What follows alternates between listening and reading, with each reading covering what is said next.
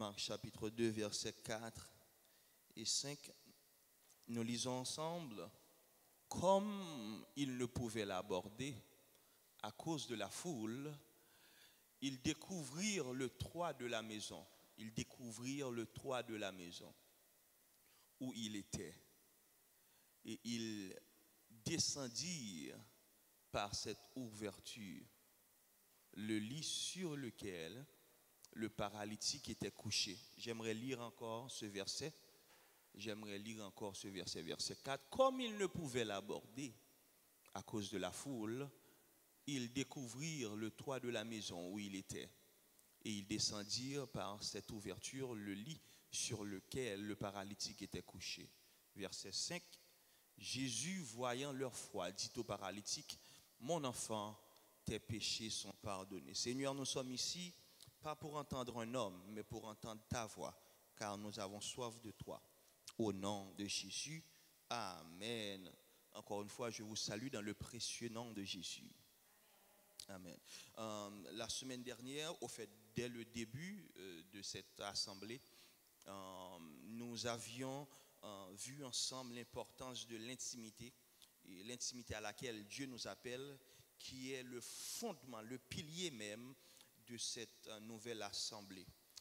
Pourquoi? Parce que l'intimité permet à Dieu de contourner les obstacles, les structures de la religion pour transpercer notre cœur. Car très souvent, nous voyons que la religion devient un empêchement à ce que les gens puissent venir vers Jésus. Il y a tellement de contraintes, il y a tellement d'impositions, il y a tellement de lois que nous sommes perdus. Alors, les gens qui sont à l'extérieur n'ont pas le goût de venir donner leur vie à Jésus. Justement, mon but durant ce premier trimestre est d'extraire des éléments qui font valoir l'intimité. Et la semaine dernière, nous étions dans un cas similaire dans Marc chapitre 2, où ce que nous avions vu ensemble que l'intimité dans ce texte est extrêmement importante. Nous avions vu ensemble que justement la religion a empêché l'accès d'entrée à l'homme. Un homme qui est malade, un homme qui est paralysé, un homme qui ne peut pas bouger, qui a eu l'aide de ses 4 amis. Dans les versets précédents, vous le verrez. Et voilà qu'ils arrivent auprès de Jésus. Arrivés auprès de Jésus, puisque la foule était nombreuse et la maison était petite, il n'y avait pas accès ou possibilité d'entrer dans la maison. Je vous ai dit la dernière fois que la maison symbolise l'église, Jésus c'est la présence de Dieu, la foule symbolise la religion, car c'est la religion qui bloque l'accès à la porte. Et j'avais parlé la dernière fois de l'hypocrisie et l'incohérence avec lesquelles nous nous approchons dans la présence de Dieu. Comment peux-tu dire d'une part que tu es rempli du Saint-Esprit et d'une autre part, tu n'as pas le cœur, ni la compassion, ni l'amour pour laisser entrer ces gens-là. Parce que ces gens bloquaient l'accès à l'entrée. La première fois, la semaine dernière, j'ai vu avec vous dans ce texte 3 choses. Donc j'ai extrait 3 éléments qui en font valoir l'intimité. Dans un premier temps, j'ai vu que l'intimité permet de réaliser que je mérite les meilleures choses de Dieu. Cela veut dire quoi? Ça veut dire que très souvent nous nous approchons de Dieu et nous pensons que Dieu nous donne ce qui est d'une seconde pensée. Nous pensons que Dieu nous donne ce qui reste. Mais au fait, la volonté absolue de Dieu pour nous est de nous donner ce qu'il y a de meilleur. Vous êtes là avec moi? Si vous y croyez, disons ensemble Alléluia. Si vous y croyez, disons ensemble Alléluia. Donc, il est important quand nous nous approchons de Dieu, de nous approcher de Dieu avec cette conscience supérieure. Et c'est cette conscience supérieure qui a poussé l'homme vers la poursuite de sa guérison. Cela veut dire quoi? Cela veut dire que je mérite la guérison. Je mérite les meilleures choses de Dieu. Et je ne vais pas supplier Dieu parce qu'il est mon papa. C'est de sa responsabilité de prendre soin de son enfant. Si vous êtes d'accord avec moi, disons ensemble, béni soit l'Éternel.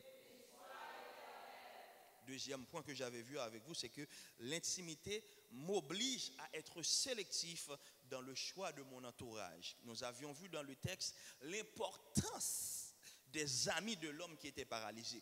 Parce qu'il était paralysé, il ne pouvait pas bouger. Donc il a fallu qu'il s'entoure des gens qui l'apportent, qui l'emmènent vers Jésus. Et nous avions vu très souvent que malheureusement nos amitiés sont mal fondées. Dans nos amitiés, il n'y a pas du progrès, il n'y a pas de la progression, il n'y a pas de l'avancement. Malheureusement, les amitiés sont fondées pour des mauvaises raisons. Mais dans ce texte, nous avions vu que l'intimité oblige à être sélectif dans le choix de son entourage. On ne peut pas choisir n'importe quel ami. On doit choisir quelqu'un qui ajoute de la valeur dans ta vie. Troisièmement, et ce sera le message d'aujourd'hui, c'est que l'intimité me permet d'avoir le sens de l'initiative. Tout le monde, j'aimerais que vous disiez avec moi initiative. Avec plus de vie et de force. Initiative. L'intimité me permet d'avoir le sens de l'initiative. Quel est le rapport de l'initiative dans ce texte? Merci d'avoir posé la question et j'aimerais bien répondre. L'homme et ses 4 amis sont en face d'une opportunité de toute une vie. Mais cette opportunité est déguisée en obstacle parce que la foule bloque l'accès à l'entrée. Quelle est l'opportunité? L'opportunité est d'entrer dans la présence de Jésus. L'opportunité est d'avoir accès aux béatitudes de Jésus. L'opportunité est d'avoir accès à la guérison que Jésus seul peut donner. Mais cette opportunité était déguisée par l'obstacle de la foule qui empêchait l'homme et ses 4 amis de pénétrer dans la maison dans laquelle Jésus enseignait. Marc chapitre 2 verset 4 dit, et je lis pour vous, comme il ne pouvait l'aborder. Malheureusement, nous restons dans cette première partie de ce verset. Comment? Parce que très souvent, nous prenons trop de prétextes. Très souvent, nous prenons trop d'excuses. Ici, dans ce texte, le sens de l'initiative va être expliqué et exposé, mais avant, l'auteur prend le temps de réitérer l'obstacle auquel les hommes et le malade faisaient face. Comme il ne pouvait l'aborder. Pourquoi il ne pouvait l'aborder? À cause de la foule. Aujourd'hui, malheureusement, vous restez trop souvent dans cette période, dans cette posture d'excuses et de prétextes. C'est ce qui vous empêche même d'avancer parce que vous restez toujours dans comme il ne pouvait l'aborder à cause de la foule. Là, je comprends que la foule bloque l'accès à l'entrée. Je comprends que la foule nous empêche de pénétrer dans la présence de Dieu. Je comprends que la foule qui symbolise la religion est souvent portée par le préjugement, ce qui repousse les gens qui ont soif d'entendre la voix de Dieu. Je comprends tout ça. Mais comme il ne pouvait l'aborder à cause de la foule, on ne peut pas rester dans ces prétextes, on ne peut pas s'apitoyer sur son sort, on ne peut pas jouer à la victime durant toute notre vie. Et après, tu fais quoi? Il bloque l'accès à l'entrée, on le sait, mais après, tu fais quoi? Donc, tu vas laisser une opportunité de toute une vie te filer dans les doigts, te filer sous les doigts, passer en face de toi. Parce qu'il y a des gens qui bloquent l'accès. J'aimerais que tu regardes la personne à côté de toi et que tu dises, après, tu fais quoi? Après, tu fais quoi? Après, tu fais quoi? C'est ce que tu dois dire à la personne qui est à côté de toi. Regarde la personne à côté de toi. Dis, après, tu fais quoi? Après, tu fais quoi? Il bloque l'accès à l'entrée. Après, tu fais quoi? Il te juge. Après, tu fais quoi? Il ne veut pas que tu rentres à l'intérieur de l'église. Mais après, tu fais quoi? Il te calomnie. Mais après, tu fais quoi?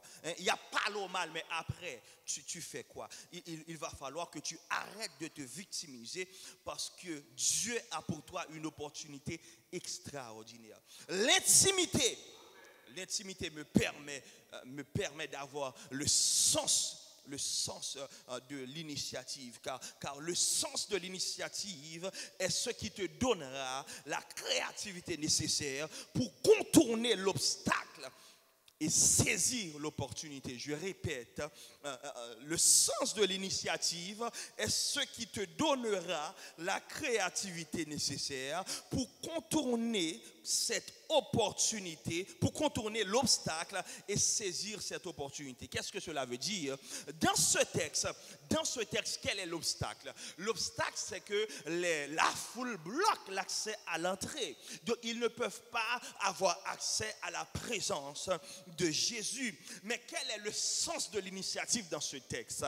Le sens de l'initiative se trouve dans Marc chapitre 2, le verset 4. Comme ils ne pouvaient l'aborder à cause de la foule, ils découvrirent le toit de la maison où il était. Ils découvrirent le toit de la maison où il était et ils descendirent par cette ouverture le lit sur lequel le paralytique était couché. En d'autres termes, ils ont mis un terme à toute cette période de victimisation. Ils ont arrêté d'apitoyer sur leur sort. Ils ont arrêté de pointer les autres personnes du doigt. Ils se sont regardés devant le miroir et ils ont dit, qu'est-ce que je peux faire aujourd'hui pour avoir accès à la bénédiction que Dieu a pour moi? Dites avec moi le sens de l'initiative. Dites avec moi avec plus de force, le sens de l'initiative. Comme ils ne pouvaient l'aborder à cause de la foule, ils découvrirent le toit. Ce qui est vraiment extraordinaire avec ce texte et le sens de l'initiative, c'est que ce qu'ils sont en train de faire n'est pas écrit ni prescrit nulle part ailleurs. Tu ne vois pas que quelqu'un te bloque l'accès à une maison et que tu découvres le toit de cette personne. Je ne sais pas, ici je ne connais pas l'immobilier ici en Guadeloupe, mais au Canada, je sais pertinemment qu'un toit peut coûter jusqu'à 25 000 dollars. Vous vous imaginez, dans l'ancien temps, les toits étaient faits par des durs labeurs, parce que c'était de l'argile qui devrait être sec et assez solide pour servir de toit. Maintenant, ces gens ont creusé le toit de la personne dans cette maison. C'est-à-dire, gon bagay ou besoin nan men bon Dieu, ou pas penser à ça l'autre monde penser. Il y a quelque chose que tu recherches de la part de Dieu. Tu n'as pas le temps de porter attention à ce que les gens pensent de toi, à ce que les gens disent de toi, à ce que comment les gens parlent de toi, parce que tu vois l'opportunité et tu veux contourner l'obstacle par le sens de l'initiative. Dites avec moi, béni soit l'Éternel. L'intimité me permet d'avoir le sens de l'initiative. Cela veut dire que puisqu'ils savent, je parle de l'homme qui est paralysé et des 4 hommes qui l'accompagnaient, puisqu'ils savent pertinemment qu'ils méritent les meilleures choses de Dieu, alors ils se sont dit qu'ils ne quitteront pas ce lieu sans avoir reçu leur guérison. Maman, pour la première fois, j'aimerais que tu te lèves et que j'aimerais que tu touches avec ton coude 2 personnes. Tu vas toucher avec ton coude 2 personnes et tu vas répéter, je ne partirai pas sans ma bénédiction. Vas-y, lève-toi, touche 2 personnes et dis, je ne partirai pas. Non, il n'est pas question que je parte sans ma bénédiction. Il n'est pas question que je parte sans la grâce que Dieu a pour moi. Il n'est pas question que je parte sans les choses extraordinaires que Dieu a planifiées pour moi. Oh, puisqu'ils savent qu'ils méritent les meilleures choses de Dieu, ils se sont dit qu'ils ne vont pas retourner à la maison sans avoir obtenu la guérison de Dieu. Si vous êtes là avec moi, crions ensemble alléluia. Je ne partirai pas sans avoir obtenu la guérison de Dieu. Je ne partirai pas sans avoir reçu les meilleures choses de Dieu. Je ne partirai pas sans avoir reçu l'héritage que Dieu a pour moi. Quel est cet héritage? Il a l'héritage de la paix pour moi. Il a l'héritage de la joie pour moi. Il a l'héritage des choses extraordinaires pour moi. Criant ensemble, alléluia. Si vous voulez faire un évangile feignant, malheureusement ce n'est pas la saison pour vous. Si vous voulez faire un évangile sur lequel vous voulez vous complaindre, ce n'est pas la bonne église pour vous. Parce que dans cette église, nous contournons des obstacles pour rentrer en possession de ce que Dieu a pour nous. Nous contournons les problèmes pour rentrer et conquérir ce que Dieu a pour nous. D'ailleurs, Jésus va dire dans Matthieu chapitre 11, verset 12, il va dire depuis le temps de Jean-Baptiste jusqu'à présent, le royaume des cieux est forcément. Et ce sont les violents qui s'en emparent. Cela veut dire que si tu n'es pas violent, tu ne recevras pas ce que Dieu a pour toi. Si tu es feignant, tu ne recevras pas ce que Dieu a pour toi. Si tu pleures tout le temps, tu ne recevras pas ce que Dieu a pour toi. Si tu es soucieux de ce que les gens disent de toi, tu ne pourras pas recevoir ce que Dieu a pour toi. Si vous êtes d'accord avec moi, crions ensemble, alléluia. Depuis le temps de Jean-Baptiste, le royaume de Dieu est forcé. Ce sont les violents qui s'en emparent. Pour la deuxième fois, j'aimerais que tu te lèves et que tu touches 4 personnes avec ton coude. Et j'aimerais que tu répètes moins violent, moins violent, moins violent. Vas-y, lève-toi, touche 4 personnes. Je suis violent. Je suis violent. Je ne laisserai pas filer cette bénédiction sous mes doigts. Je suis violent. Je ne laisserai pas cette opportunité me passer. Je suis violent. Depuis le temps de Jean-Baptiste jusqu'à présent, le royaume des cieux est forcé. Ce sont les violents qui s'en emparent. Criez, je suis violent. Je suis violent. Malheureusement, l'ennemi ne pourra pas me convaincre d'abandonner parce que je suis violent. Malheureusement, les calomnies ne peuvent pas m'empêcher d'avancer parce que je suis violent. Malheureusement, ce que tu penses de moi m'est égal parce que je suis violent. Tout ce que je vois, c'est l'opportunité, c'est la bénédiction, c'est la grâce que Dieu a pour moi. Criez ensemble, je suis violent. Je suis violent. Depuis le temps de Jean-Baptiste jusqu'à présent, le royaume des cieux est forcé. Et ce sont les violents qui s'en emparent. Marc chapitre 2 verset 4, comme ils ne pouvaient l'aborder à cause de la foule. Donc ils ont mis de côté cette attitude de victimisation et pour embrasser le sens de l'initiative par lequel ils sont en mesure de contourner l'obstacle. Quel est cet obstacle? C'est la foule qui bloquait l'accès à l'entrée. Maintenant, ils découvrirent le toit de la maison et ils descendirent. Pourquoi? Parce que le royaume des cieux est forcé. Est-ce qu'on l'avait? Sous l'avait crié ensemble, béni soit l'Éternel. Marc chapitre 2, verset 5. Marc chapitre 2, verset 5.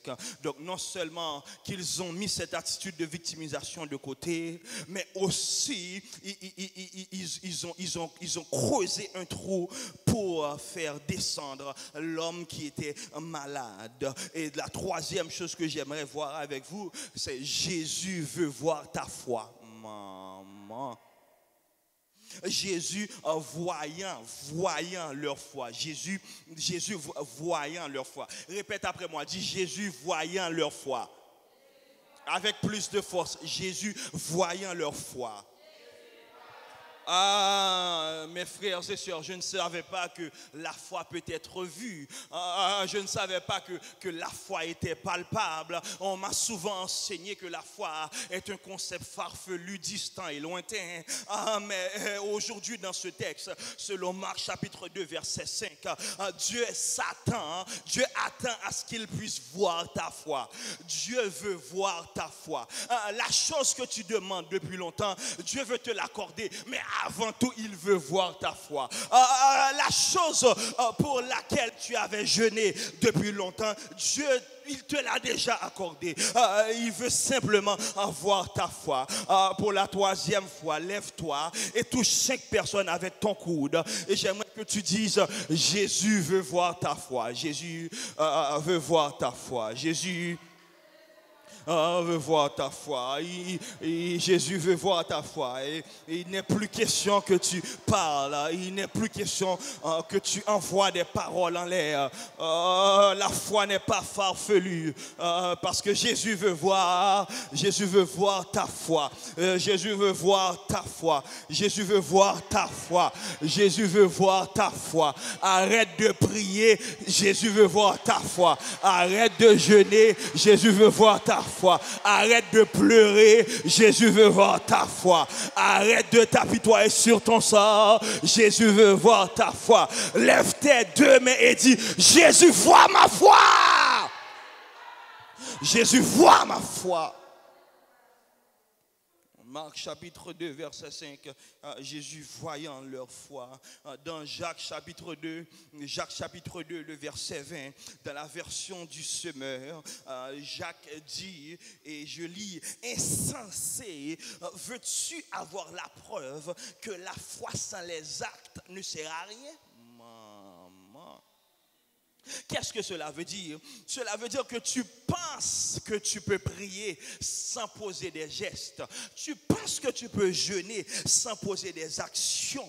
Mais Jacques chapitre 2 verset 20 me dit que quelqu'un qui prie sans poser des gestes par la foi est un insensé. Veux-tu avoir la preuve que la foi sans les actes ne sert à rien? Jésus, voyant leur foi, Marc chapitre 2 verset 5, Jésus, voyant leur foi. Lève ta main droite, dis Jésus, vois ma foi. Avec plus de conviction, dis Jésus, vois ma foi.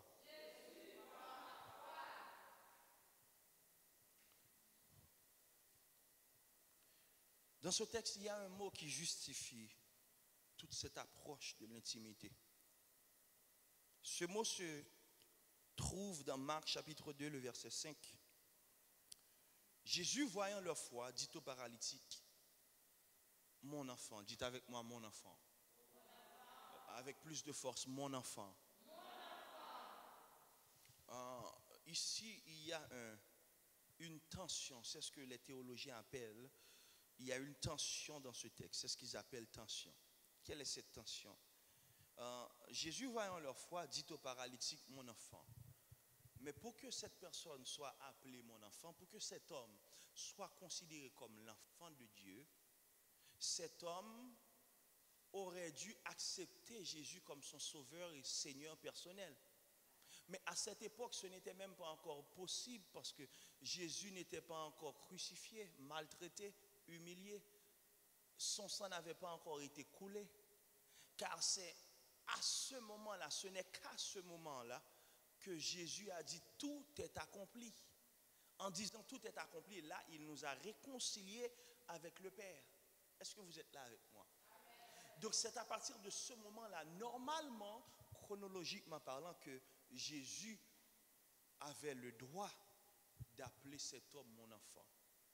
Ça, c'est une marque d'intimité dans le texte. Parce que très souvent, nous pensons que Dieu est un Dieu qui agit selon les routines. Tandis que la parole de Dieu nous dit que Dieu agit tantôt d'une manière, tantôt d'une autre. Il y a des gens qui sont à l'extérieur de l'église que Dieu appelle mon enfant. Parce qu'il voit l'appel qu'il a sur sa vie. Est-ce que vous êtes là avec moi? C'est ça l'intimité. Dieu contourne, il a contourné les obstacles des synagogues dans cette époque. pour s'identifier à l'homme, pour honorer la foi de l'homme, après pour l'appeler mon enfant. Si vous vous en rappelez bien, le premier message que j'avais prêché était dans Marc chapitre 5, verset 34. C'est une situation similaire qu'à celle de Marc 2, verset 5. Parce que le texte nous dit, mais Jésus lui dit, vous vous rappelez de ce message? La femme qui était atteinte d'une hémorragie, une perte de sang, elle n'était même pas encore chrétienne. Et Jésus l'a appelée ma fille. Est-ce que vous êtes là avec moi? Trop souvent, la religion, quand nous regardons des gens avec des yeux ou un regard religieux, nous pensons toujours que cette personne n'est pas chrétienne, cette personne n'est pas chrétienne, cette personne n'est pas convertie. Comment tu peux le savoir si la main de Dieu n'est pas sur cette personne? Comment peux-tu savoir si ce même amour par lequel Dieu t'a attiré vers le Père, Jésus t'a attiré vers le Père, comment tu peux savoir que Dieu n'a pas cet amour pour cette personne? Jésus les a appelés mon enfant 2 fois dans un même livre, Marc chapitre 2 verset 5 et Marc 5 verset 34. J'aimerais s'il vous plaît que vous courbiez vos fronts et fermiez vos yeux. Seigneur, merci pour ta parole. Que cette parole porte fruit en nous. Que cette parole nous encourage. Que cette parole nous challenge. Que cette parole nous place devant le miroir de ta parole. Dans le psaume 119, verset 105, le psalmiste David a dit, ta parole est une lampe à mes pieds et une lumière sur mes sentiers. Que ta parole nous guide, qu'elle nous donne cette clairvoyance, ce discernement dont nous avons tant besoin. Seigneur, que cette parole soit contextuelle dans notre vie pour nous guider, nous amener au bon port, à la bonne destination que tu as planifiée pour nous.